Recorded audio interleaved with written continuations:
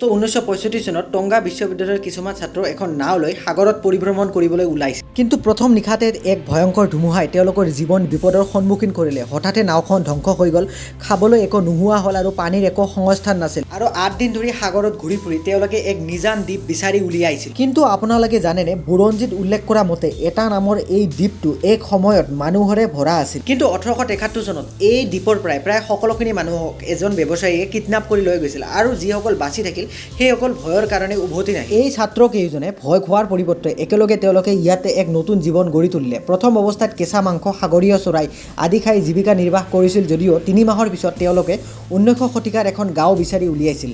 15 মাহ ধৰি তেওঁলোকে এই অভিশাপ্ত দ্বীপত ফচি আছিল।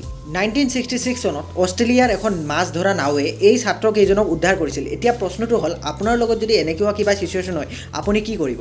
কমেণ্ট কৰি জনাব আৰু লগতে লাইক, শ্বেয়াৰ আৰু ছাবস্ক্ৰাইব কৰিবলৈ নাপাহৰিব। ধন্যবাদ।